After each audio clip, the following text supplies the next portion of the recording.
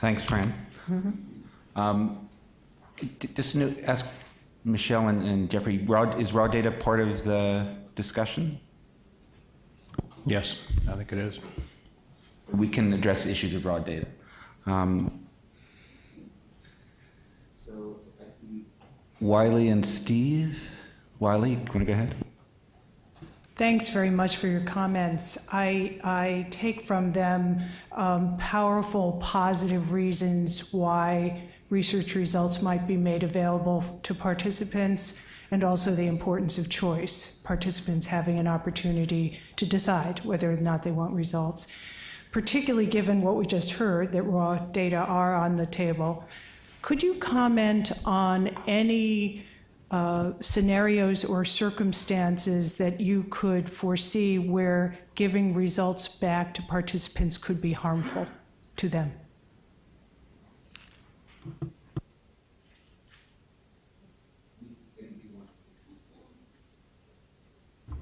Well, I suppose it could be harmful if the results are incorrect, but that's true about any medical information or intervention. Other than that, I don't see how it could be harmful. The information could be used to make, even if correct, to make the wrong decision, but that's true about pretty much any medical information individuals get. So I don't see a specific harm from this particular issue. If I could just follow up on precisely this point. We would not want to see a situation in which research results that are wrong are given back. But it strikes me that research results often have a fair amount of uncertainty attached to them. Is there some way that we could define a threshold, or should researchers and participants be working together to define a threshold of level of certainty before a result goes back? I think harmful, and I'm saying it in quotes, I think one way in which return of results can be harmful if the correct supports are not put in place for patients and communities to interact with that information, that data appropriately. For me, appropriate supports would be to sort of ensure that the results are given in a way a patient can understand as it relates to literacy, as it relates to language.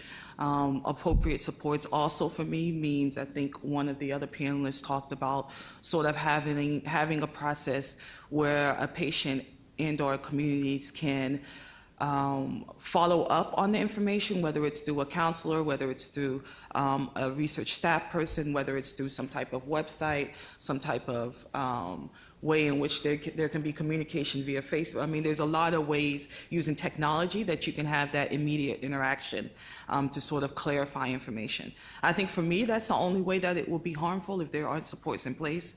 However, I think that creating informed communities, creating informed patients can only be a helpful process as we think about the implications of research and as we think about ways to better engage populations that are underrepresented in research. Fran, and then we'll go to Steve. In my world, in breast cancer, we live with uncertainty every moment. So I think once you've been diagnosed with a disease, or you're at high risk of a disease, or you even care about a disease, one of the first things you learn is there is very little that is certain about the science and medicine of disease. So. Go ahead, Ellen, and then. I just have a quick comment. I think the other side of the coin is hope. And if you have a disease without treatment, like Duchenne muscular dystrophy, there's one treatment on the market now. Like I said, there's a couple of others in investigational stage still.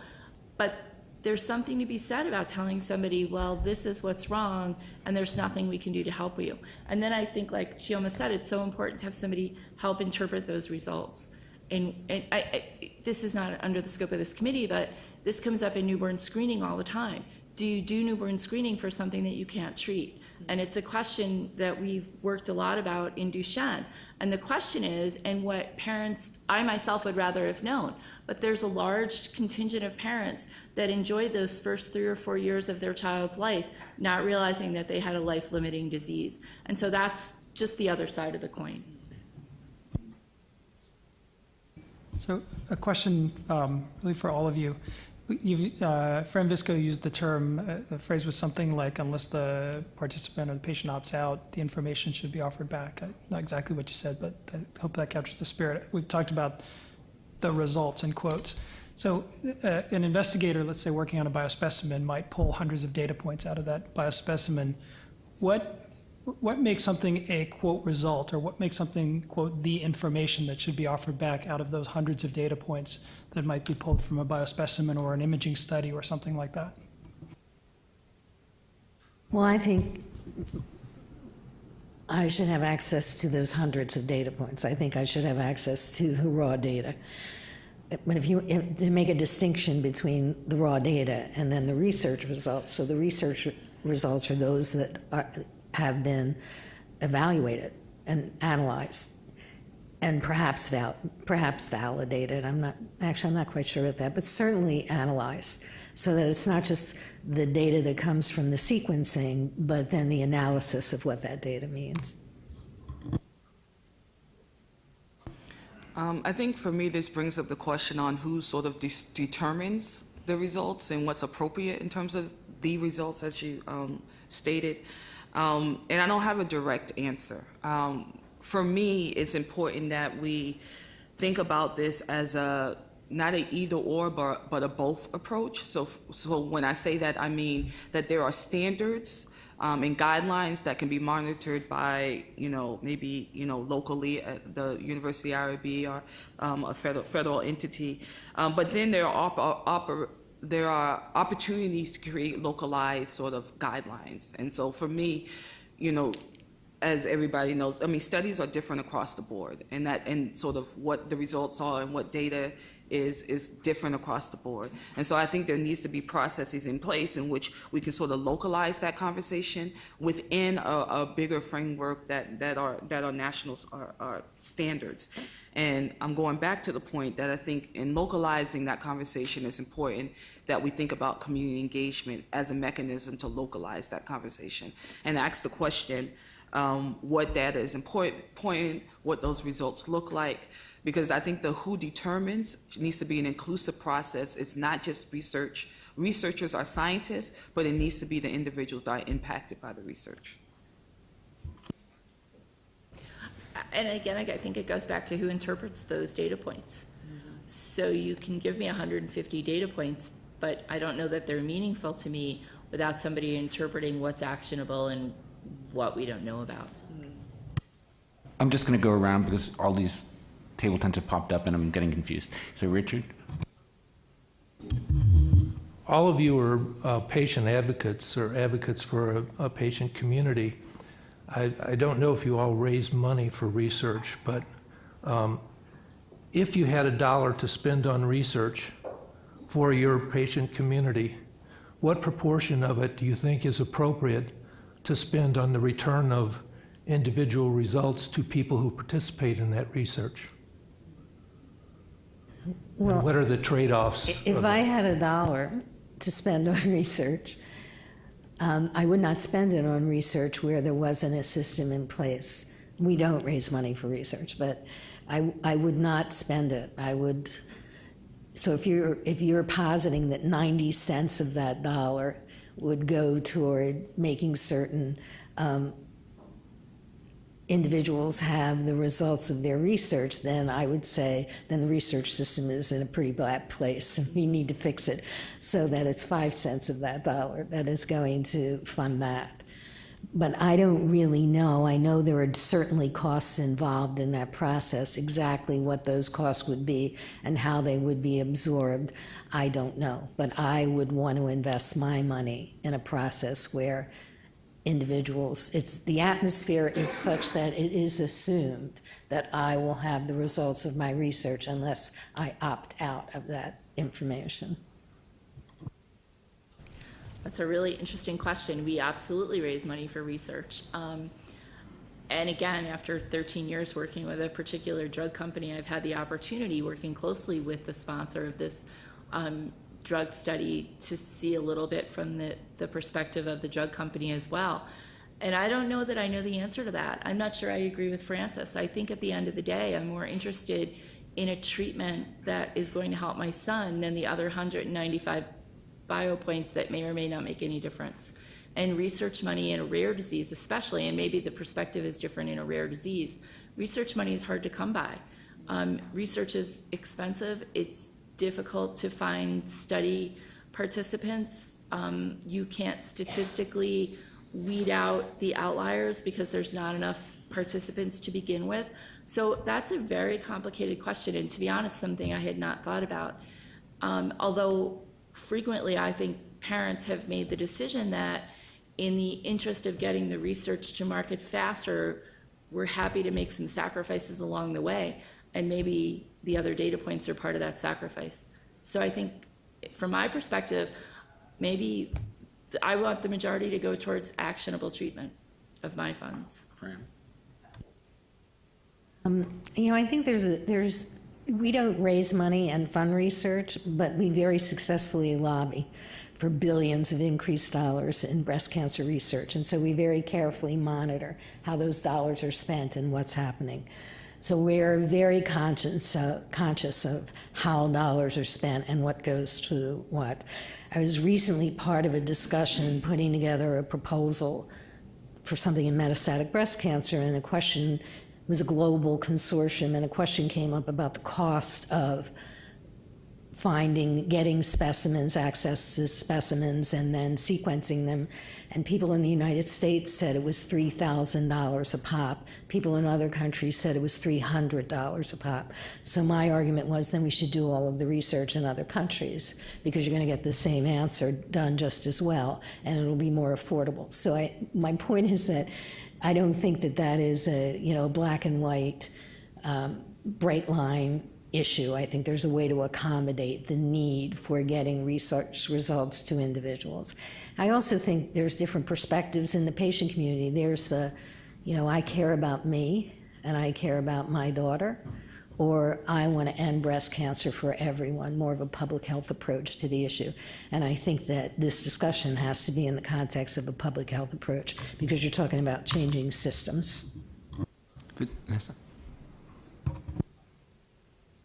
Chioma, I have a question specifically for you. You mentioned in your comments that you work with marginalized communities and communities that are less likely to engage in research. And one of the things that we'll be grappling with is the whole thing about expectations. So in the communities in which you work, do you see that there is an expectation that research would be results would return to individuals? Or is that discussion not on the table yet with the communities with which you work? Yeah, I think that's an interesting question, because the communities I work with are split. It's split in different ways, right? So I work in the HIV/AIDS community, which has a long history of engaging patients in communities in clinical trials in very effective and transparent ways. And so I think within HIV, I think there's an expectation that we have access to our results, we have access to the information, to the findings, and that we are a part of the process to sort of implement what those findings mean. When I think about outside of sort of that social sort of category, I work with immigrants and refugees. There isn't an expectation that results will be given. There's actually sort of a misunderstanding on what does it mean for me to engage in clinical trials. So the idea that if I am a part of this research, I get better health care, or I get better services, right? Versus sort of, if I'm a part of this research, I can actually do something about sort of a bigger impact or a public health sort of framework. I think also in dealing with racial ethnic communities, communities of color, Black and Latino communities, there's a historical legacy around mistrust, a validated sort of historical legacy around mistrust. And so I don't even think that these communities have expectation of research in general. So I do think that we need to think about these different nuances as it relates to the various research, clinical trials or laboratory research that's happening, because these various nuances will have an impact on this topic. So I have a question though. So if the community that you're speaking of, would these individuals not feel comfortable in a system, the culture of which was that you get your results and you can opt not to, but that is sort of the culture that permeates all the research that we do that involves biospecimens, that's a given that you will get your results? I think, so I think any community would benefit from sort of I have access to. The issue is, how do we get communities to that point of I have access to? How do we get communities to be informed communities? How do we get communities to be empowered communities? I think it takes a lot on us as researchers and people in the healthcare field to support individuals and communities to be engaged in the research process as a study participant. So I don't think that it's an easy answer. Because I think in general, people want to have that level of sort of empowerment, that ability. But what it takes for people to even realize that, I know when we were sort of debriefing and having conversations, we had a conversation about, one individual's like, absolutely, I want all my information, I want all my results, and I will, sort of guide this process and be an informed study participant. And then another participant was like, I don't want to know anything, just, I want to be a part of this study. And one of the questions I brought up is, what is the context in which the study participant B is making that decision? Is that study participant fully informed about what does it mean to engage in research? What's the potential impact? What does it mean if I have access to my information? Or they're making a decision based on, look, I have other priorities. I'm able to make, $1,500 off of this research study. I need to, feed my kids, immigrants, I need to send money back home. Are there other reasons people are engaged in research that sort of create barriers for them to fully make an informed decision? So that's why I think that question is a little complicated and requires us as researchers and people in the healthcare field to take multiple extra steps. Yeah, but just more at one point and then I'll stop. But the person that you described clearly was not making an informed decision to engage in research to begin with. So, Gregg? That's a tough one. So, hi, Bray Patrick Lake. So I wanted the Fran and then the panel to pick up on something you said about the timing of the return of the results when the aggregate results are available. So we know that if something is urgent and actionable, participants, if they have not opted out, would be notified. In some cases, they'd be notified regardless immediately. But if studies take years to complete, 5 years later, getting some of your research results may not be satisfying. So what's a model, a staged approach for some other results in the middle of that? That's the thing I said that I was the most uncomfortable with, frankly. I don't understand it well enough to know the timing. What's the absolute correct timing where having access to your information could interfere with the process of the trial or the research that is ongoing. I just think it is a really important point to keep in mind, and the people who understand that much better than I would be able to say, this is the set of standards where if we release your data now, that could interfere with. I only know that issue in terms of, the results of trials, so that when people start to hear that a trial is successful, a randomized prospective trial is successful in breast cancer, whatever success means in that context, they demand access if they were not in the experimental arm, if they were, and that interferes with, another brief example having to do with screening was the mammography trial, or not the mammography trial, the tamoxifen for, quote, prevention of breast cancer trial where the trial was stopped early and the results were released as though it were a public health measure. And it has to this day created so many problems and uncertainty, and so I don't know how to set those standards. I'd like to educate myself to know, but somebody should. I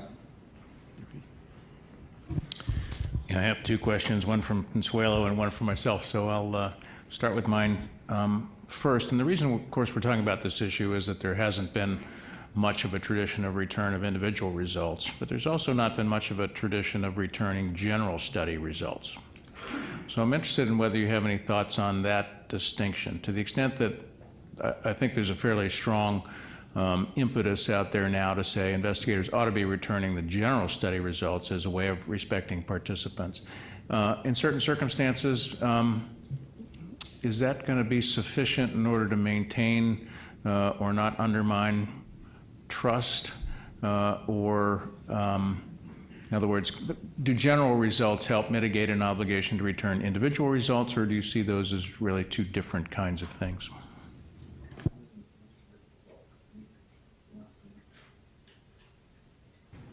I think they're very different. I think the general results show what the population looks like, but that may or may not be what your individual result is. So I don't think that they're the same thing at all. I think the expectation is that the general results are returned, or they're published, or they're presented in some form that you have access to them, but that's very different than I think what the individual result is.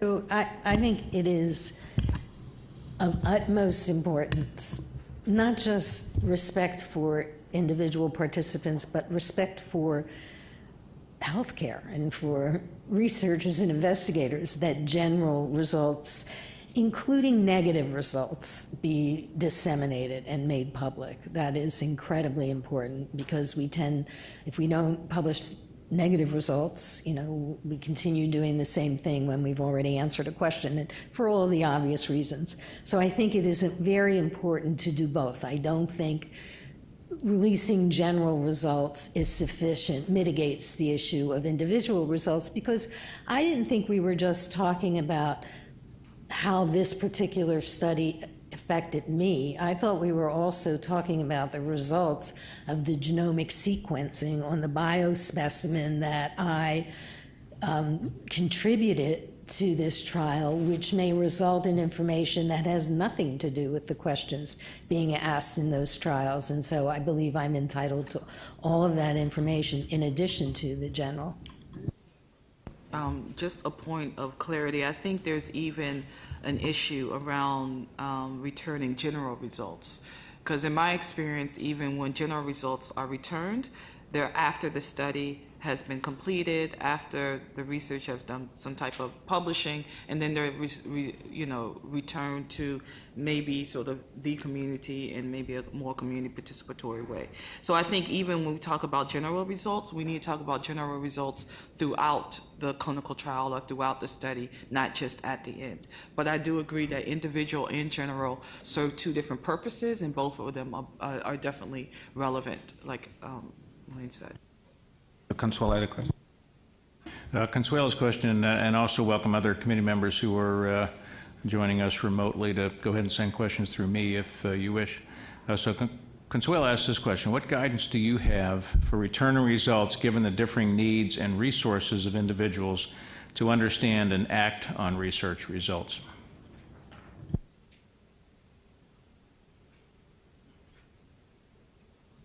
So I do believe that it's important to have genetic counselors involved in that process.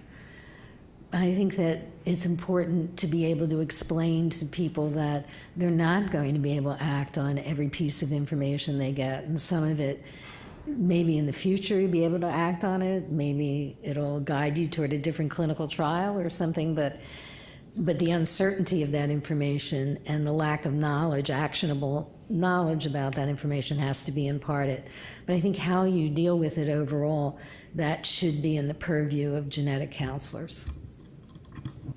I think there needs to be clinical involvement as well. Not all of the results that I can envision are necessarily in the future part of your genetic code.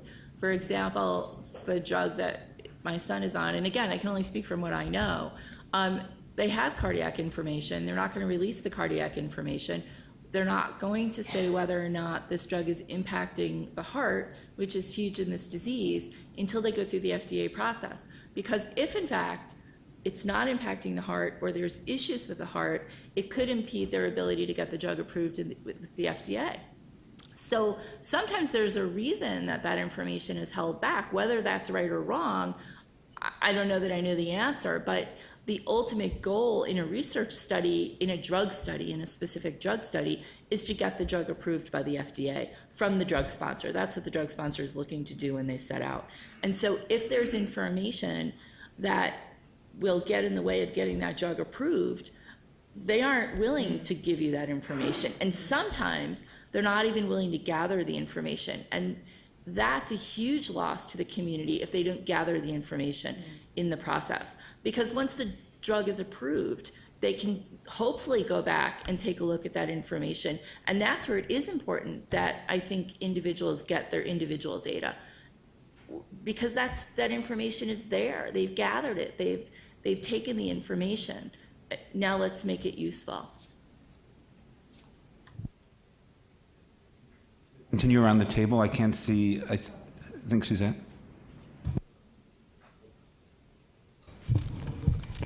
So, Fran, you made the statement that no biospecimen should be evaluated in a lab that does not meet the highest standards with the highest quality control, whether CLIA or some other standards. Biospecimens are used in all kinds of research, from discovery all the way through drug trials. And my question is it realistic to have all laboratories meet high quality control, high standards, which I assume you're meaning something like CLIA? There's a difference between research integrity, in which, or scientific integrity, in which you do the best you can and you publish those results, and the integrity comes from someone else repeating those results, and there's confirmation in the scientific community, as opposed to clinical standards that really have to ensure that every single result is correct. So can you clarify your expectations as a participant in research of the accuracy and quality of every single individual's result? My expectation is that they're the best possible, whether it's being used in a clinical setting or whether it's being used for research. We have a problem now with reproducibility. Is part of that problem of reproducibility of research results, the inadequacies of the labs or the assays that are being used. For me, from my perspective, I don't understand how you could build a body of science and research on a basis of something that isn't the best it could possibly be. So, yes, that's my expectation. Now, whether the standards that have to be met are comparable to the CLIA standards, I don't know the answer to that, but I think it should be incredibly high quality and great quality control, because it's not just for your own amusement. It is something that is going to be built on. And often these things aren't even really replicated. They're just built on. And so, yes, I have a problem with that. Thanks. Both Ellen and Fran have multiple times have used the word actionability, and I've heard it used both thinking more clinically that there was a potential treatment or that kind of thing, but I'd like to just hear a little more about ideas about actionability, and particularly from the perspective of maybe self-determination, family and caregiver decision-making, and there might be even instances where not just focusing on genetic data, but other types of laboratory results where it might be possible that there would be actionability about by the community at more of a population level. So in terms of thinking about actionability, are you really focused on having it be really that it can be clinically actionable, or a broader interpretation of actionability? I think a broader interpretation of actionability. There's probably cases where it's clinically actionable. I think that, again, in my experience, when something has come up that's clinically actionable, generally the researcher has an obligation to tell the patient. So if in fact they draw blood and something not specifically what they're looking for, but something indicative of a clinical issue arises, you get a phone call and say, this doesn't look right, repeat it, or go see your primary care physician. But I think in the broader perspective, actionable may very well be planning for your future. It may be that that result is showing something that is different than the way that you thought the disease would progress, or maybe the genetic code is showing other issues that are available in that gene that were not known prior to the research study. So the position that we hold in terms of access to the data, individual data, is regardless of whether it's actionable or not. But when we think of actionable, there is actually something you can do with the information, be it another trial, be it a therapy, be it information that you believe your family should have too. But I don't think it's relevant. So I think of it in a broader context, actionability, but it's not relevant to the ultimate question.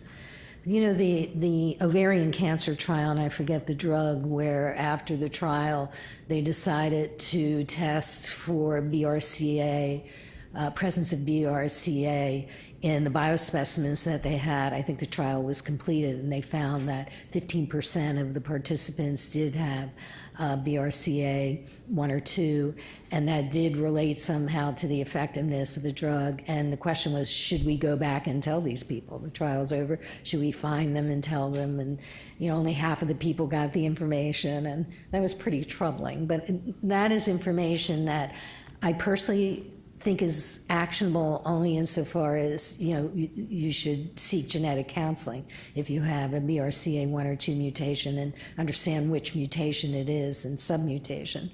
But so broadly, but not really relevant to the ultimate to the big question.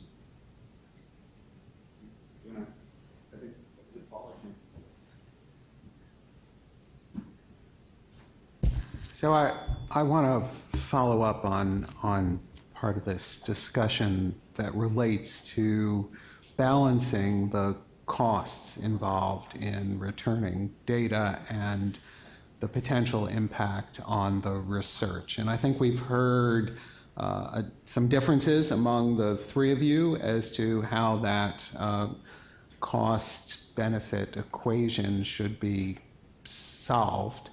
But I want to push you on that because it seems to me very useful to hear how you would parse this if you needed to. So I want to pose the question this way.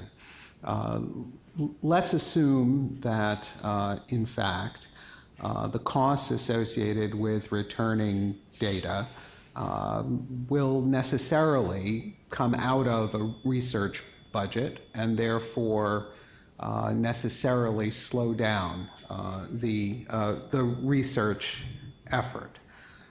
There may be value in returning some data, but that value may be on a continuum from gee, it'd sort of be interesting to know, to this is really clinically actionable and can affect my health, and perhaps somewhere in the middle is this might help my family with planning and reproductive issues or family issues, like the example that was given in preparing a home for the decline of a child with muscular dystrophy. If you had to draw a line, and in policy making we often have to draw lines, where would you draw that line? If it couldn't be absolutely everything, all raw data, all data points with genetic counseling or other clinical interpretation and whatever supportive services were needed, because that may simply be something that the research enterprise can't support. Where would you all draw that line?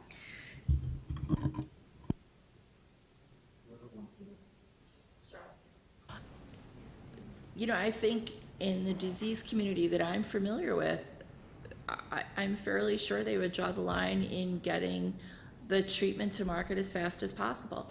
But again, we're talking about a disease that has only one treatment that's been approved by the FDA, and that only affects 13% of the boys and some girls that are suffering from this disease. And so I think it's more important in this community to get some sort of treatments in place than whether or not they get all of the data back from those particular data points. Our dollars are very limited. We fundraise. My organization has a total budget of, you know, maybe $10 to $12 million a year, which is not very much money. You know, our fundraising is grassroots. You know, we're running marathons to fund research. So our money's really tight. There's not a lot of extra dollars there. Our researchers that come to us are mom and pop guys. You know, we have 2 guys in a test tube that come in and say, we think we found something, can you help us find money? These are not, this is, you know, CLIA labs would be great, but I'm telling you right now, the 2 guys in the test tube, they can't afford to go through CLIA regulations. So from a rare disease perspective, I think the treatment is of the utmost importance. Let me say a couple of things. One, I know of no one who has these discussions in my world because they think, gee, it would be nice to know. I think everyone thinks about these issues in a more substantive way, at least in my world. And I can give you some examples of what I mean by that, but we can even talk offline about that. When you say slow down research, I never know what that means. I hear that all the time. It could slow down research. No, we can't have another arm in the trial. Testing, you know, no systemic chemotherapy because it would slow this down. I don't know what that means. And I also, you know, come from a world where most of the studies and most of the research do not result in any real benefit for people.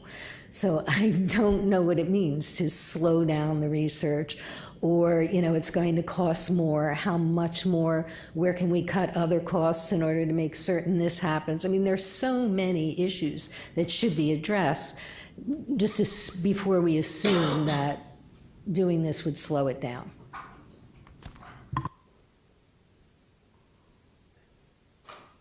Hi, I had a specific question about community engagement. And so you mentioned the concept of community IRBs, and I have in other contexts heard community advisory boards, et cetera.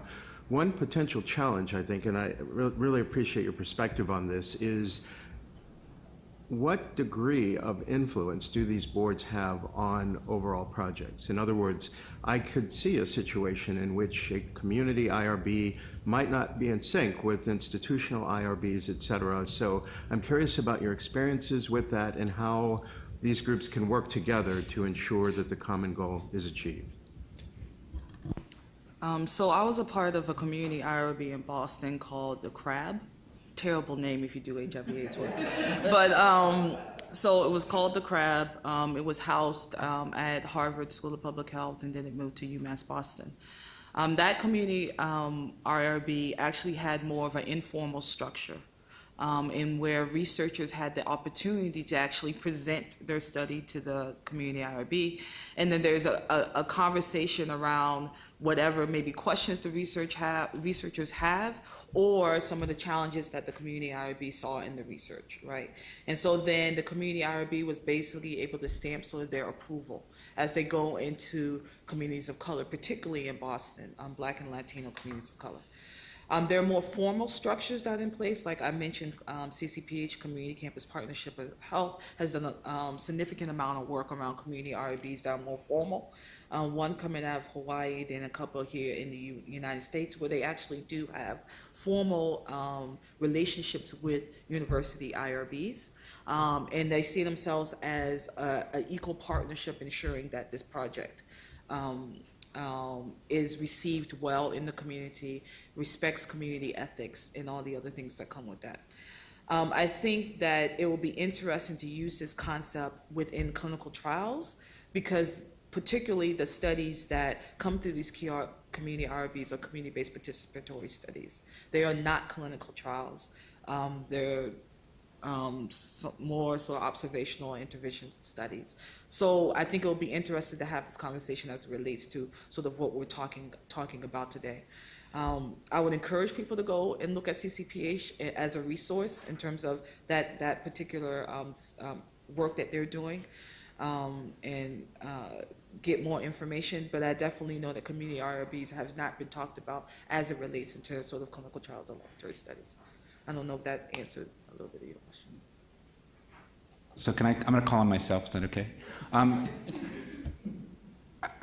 Fran said something very provocative in her remarks I want to pick up on, and I think Chioma sort of said something related that sort of struck me as well. Fran said we own our own biospecimens, they are from our bodies.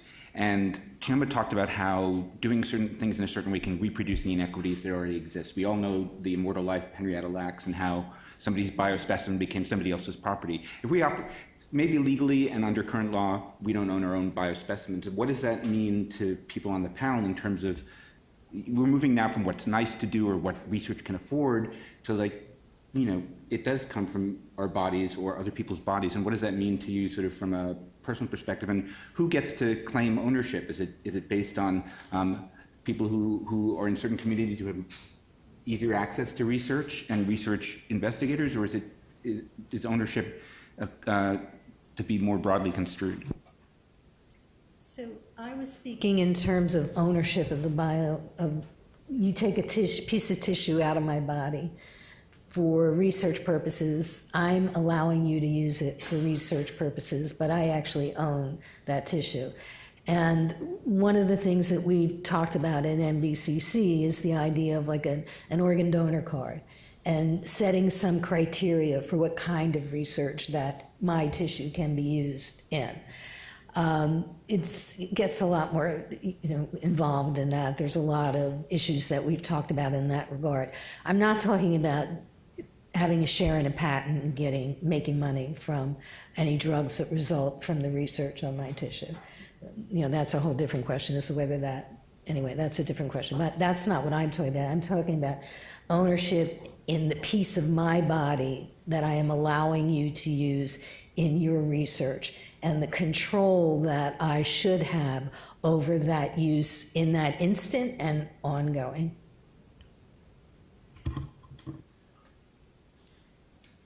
Other questions from the panelists, committee members? Up in the back. Can I have a couple of thoughts, and they're not clear, but I just want to put them on the table. I do think you bring up Henrietta Lacks, and I think it definitely links to a broader conversation around inequities, because particularly in that case, what was shown are what people really got upset about. Yes, she didn't have any rights to her own, to her cell in the way that it was being used.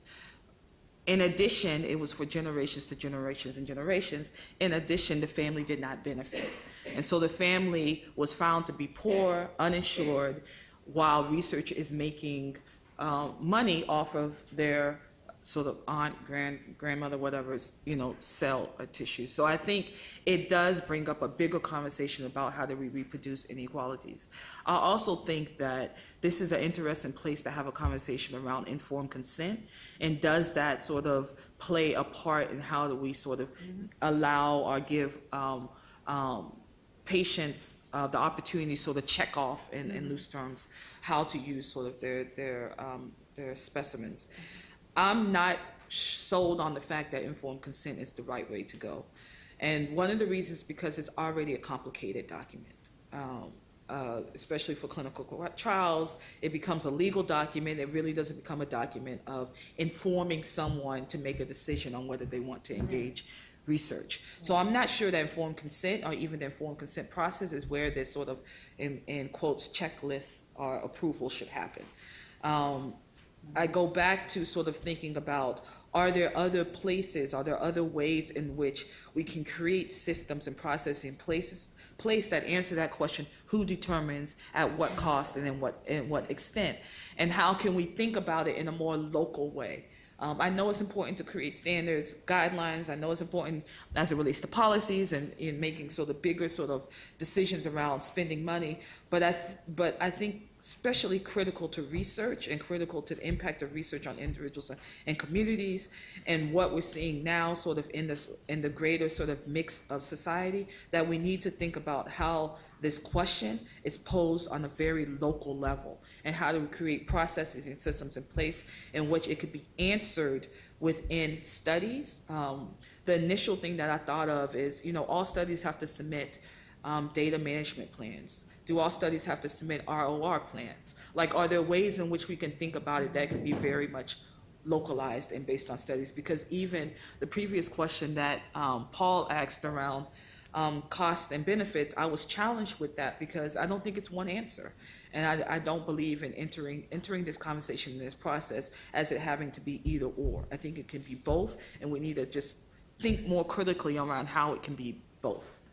Yeah, I mean, I think of the consent form not as a form, but a process. And I agree that what we do now is not informed consent.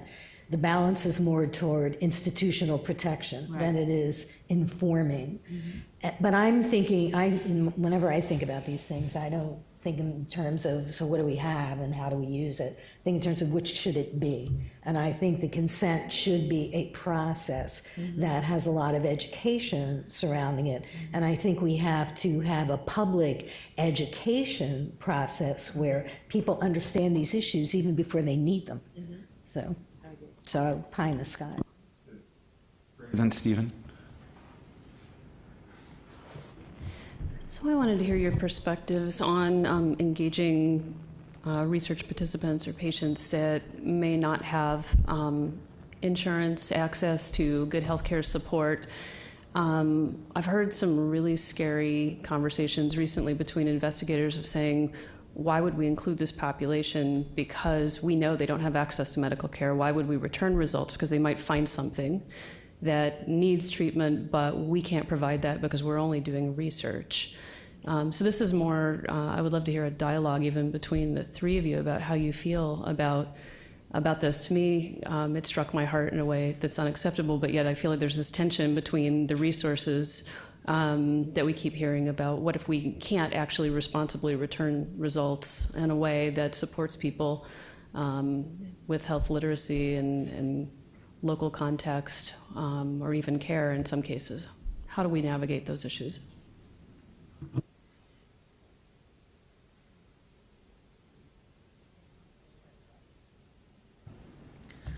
I think that's a really interesting question, and in a rare disease, it's even more important because we can't afford to not include all patients. There's just not enough patients to go around as it is. So, and that patient population, we very much struggle with how to reach. That's the population that's not necessarily online, although we're seeing that even the younger patients and families, parents, are more engaged than they were before because of cell phones. Cell phones have dramatically changed population's ability to be online and be on social media. You don't need a computer anymore, all you need is a phone. And so that population is coming in a little more, particularly more in urban areas. But how do you reach that population? And then exactly how do you factor in the other ancillary things going on in those households that may affect the research because the rest of the care is not the same as it is in other populations? If you could focus your response, specifically on returning results to these populations that need additional support and resources. It goes back to needing somebody to interpret the return of the results. How do you return results to anybody, any population, without the appropriate ability to interpret what those results mean? So if somebody is interpreting those results for that population, then there's a responsibility to make sure that they're getting directed to where they can receive care.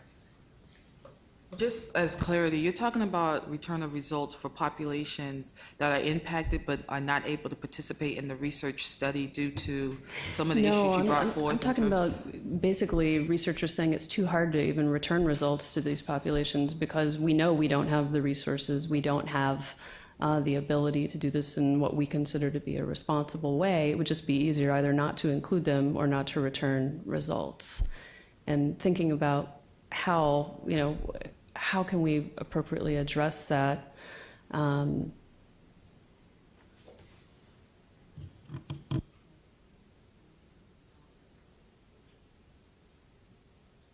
So that's the issue that you're struggling with, right?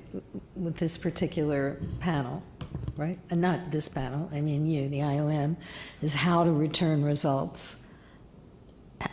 Am I right or not? No? Is that part of your charge? How do you return? No, but I think Bray is saying, I'm an uninsured person. No, I understand that part of the question. Yeah. So you're going to give me results that are going to tell me something I can't do anything about because I can't afford it. But I don't know, I mean, where my head goes immediately is, it's like a chicken and egg. We've been trying for a long time to get universal access to quality health care for all in this country. And do we not return results and not change the research process until we get universal access? I don't think so. I think, I really don't. I think we have to figure out how to return the results to that population in the context in which we're living now, which seems to be getting worse rather than better, but we're trying really hard. So I think of this question in terms of where does power lie? And I think too often we allow power to lie with researchers and scientists. And for me, regardless of what we think as a researcher or scientist will work or not work, what is in the complications, I rather place power or make space for patients to have power. And it might be a devastating sort of process in terms of, look, this is what your results show, and because of your lack of medical care or because of some other contextual issues, you don't have access to treatment. But at least the patient knows. And I think that's where we need to focus sort of this conversation, because I think it becomes, if we don't focus on patient and communities having power to make decisions, then it again reproduces inequalities and forms of oppression, but then it also tells patients that they don't have the same sort of knowledge that we have as scientists or researchers. They're not able to let me do it for you, and I'm uncomfortable with that. I'm very much uncomfortable with that. Steve, and then Jeff. Direct this question to Ellen Wagner. You told the story of MRI results that documented muscle loss, and that were, as I'm certainly no expert in DMD, but that predicted someone's loss of function and time that they would go into a wheelchair and that sort of thing. And if your description is correct, and I have no reason to doubt it, then it sounds like a clinically useful test that ought to be offered by the medical system for kids with DMD. And so I'm curious why you think it's the responsibility of the research enterprise to be returning those results if it's the kind of test that has the kind of value that would ordinarily put it in the space of clinical care, provided by clinicians, done by clinical imaging centers, paid for by clinical insurance, that sort of thing. unfortunately, there's nothing to do with the result. There's no actionable medication or therapy that's going to change the course of the disease. So you could take your 11-year-old and then they could look at the MRI of their thigh, but what do you do with it? And so I don't know what insurance company is going to reimburse for an MRI of the thigh with no actionable therapy to follow up with it. I don't know if that's exactly the answer that you're looking for, but that's part of the issue. Is at this point, they have that predictive ability. Where they are using that information on a global scale is the drug companies that are researching drugs are using that to set their research parameters as they move forward with what population they want to use. But as far as on the clinical side, I don't know what you would do with the information. So it's not moved over to the clinical side at this point. But families use it. I mean, families could use it as predictive information, absolutely. But there's no, historically, that's not the kind of data that the healthcare system gives. Whether that's right or wrong, I'm not sure I know the answer, but that isn't historically the kind of information that, I mean, even when an MRI has a therapy associated with it, like a cardiac MRI looks at the demise of the cardiac muscle, and then there's medication, heart failure medication, that can be given to ease the work of the heart, and that's still a fight to go through and get reimbursement on the clinical side, and there's therapy to follow. So, who's going to reimburse for an MRI of the thigh, for example, and there's nothing you can do with it. Jeff. This is a question from Amy McGuire. Can panelists comment on researchers' obligation to update results, presumably also the interpretation of those results, and when such an obligation might reasonably end?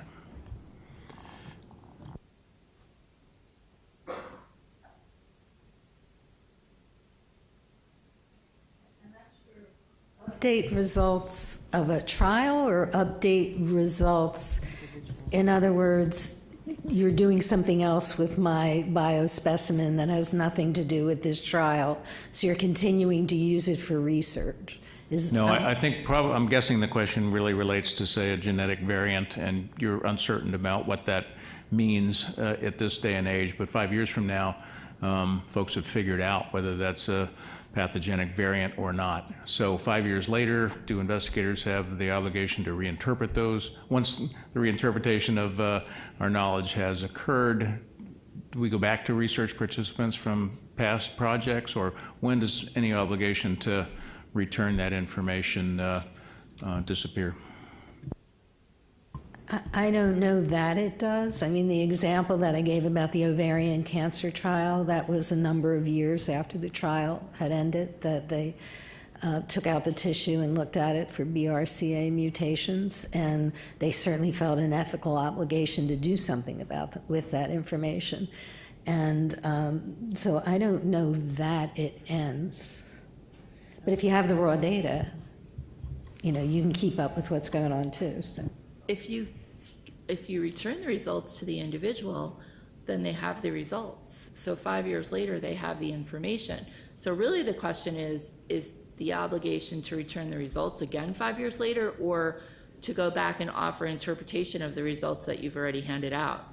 So if you've handed out the results, I think you've met your duty, and it's now the patient's responsibility to understand the interpretation of those results from that point forward. So it really, returning the results gets you off the hook, I think, in that case. You already have you've already given the information out. The example that I gave of the ovarian cancer trial that was published, even if you had your results, they hadn't tested for BRCA mutations at the time of the trial. They didn't test until years later. And I think that's a different circumstance when you're generating new data years later, as opposed to reinterpreting the data and the interpretation that you were given, because you're given two things. One's a result, one's an interpretation. If one changes, does that confer an obligation to recontact somebody and tell them about the reinterpretation? I think, Ellen, you've spoken to that. Yeah, I think there is an obligation. I think the question is how. How would you give that study participant the reinterpretation of the data. Will it be sort of this one-on-one, or will it be more sort of general sort of ways in which you disseminate information? I think that there's obligation. I think the question is how. That might not be as intensive as when the study participant was involved in that, when the study was actually going or happening or occurring. Paul, did you? No,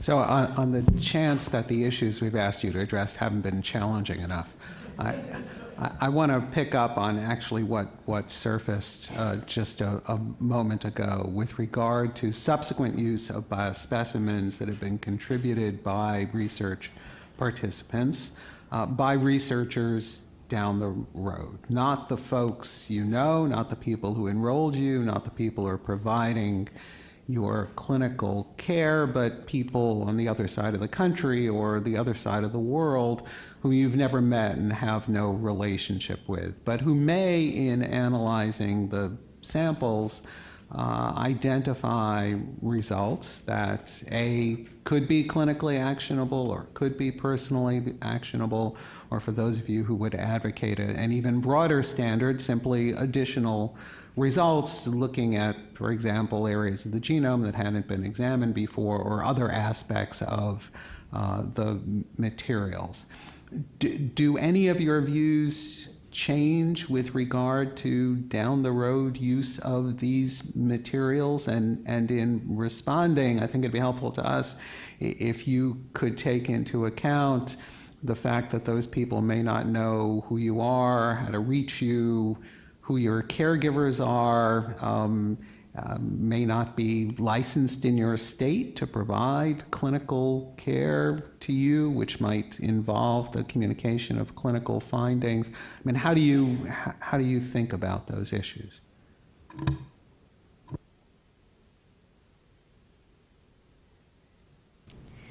mean, I think there is a duty down the road, and I think that there are ways to manage that duty. First of all, I think in the beginning, when I give informed consent, and it truly is informed consent, I can give consent to future research.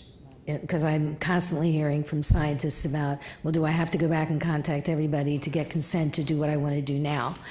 And I think there's a way to manage that in the beginning. Then I think that, with the web-based databases that we have, if my particular specimen is barcoded in a way that I have access to that barcode, and I get a message that my tissue has been used in something, and there are results that I should look at, and I can go in through my barcode and look at what those are. I mean, I think there are ways to manage that, not with the system as it exists now, but I think we can create a system where it's manageable. I agree. I do think there's an obligation. I think if you're going to use the biosample, then you're taking on the obligation to return the results of what you find. And again, I think it comes through, like Fran said, the consent process. Some consents allow that process to continue, and other consents are very specific, and that situation wouldn't arise unless you consent to allow that to happen. I'm going to give Chioma the last word because I think we're just about out of time. Is it true, or how are we? We have a couple more minutes, and I would just want to see if anybody in the audience has a question they might want to quickly pose as well. And it does have to be a question to the panel as opposed to a statement of any sort, but the floor is also open. Any questions around the room? There's a question online.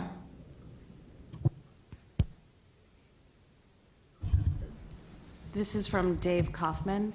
Is it acceptable if a study does not have the resources or clinical expertise to practically return some or all curated individual results, to explain that study limitation and not return results to those who agree to participate?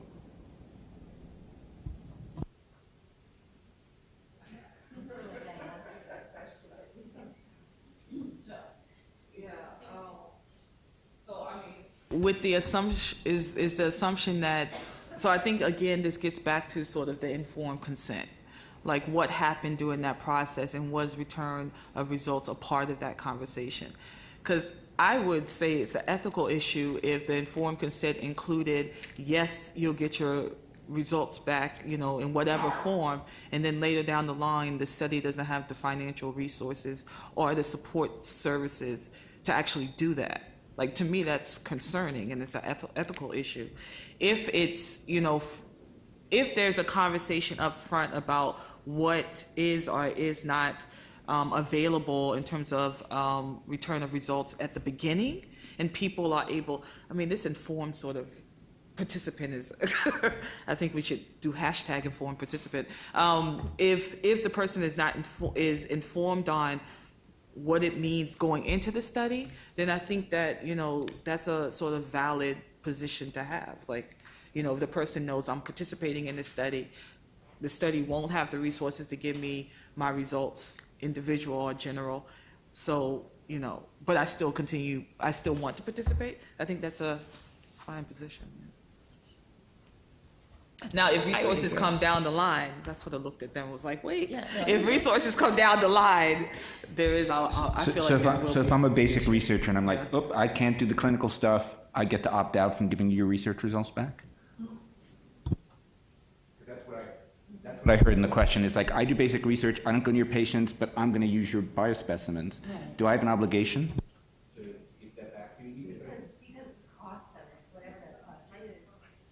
The cost of it, whatever that cost is, was not written into my research grant.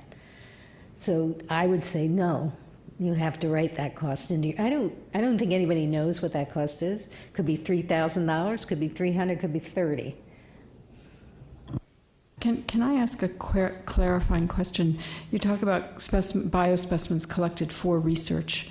Many biospecimens that are used are removed from a patient as part of clinical care. Do you think about clinical-derived biospecimens differently than research-derived biospecimens? I thought the topic was biospecimens used in research.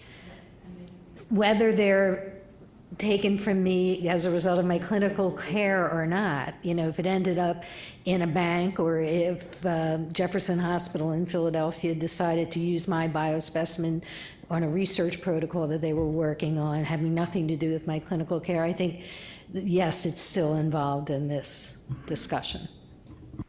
So I think we're out of time. I wanted to thank the panel for a very interesting discussion. I'm glad you all were able to make it, and I think we have a break now, yes?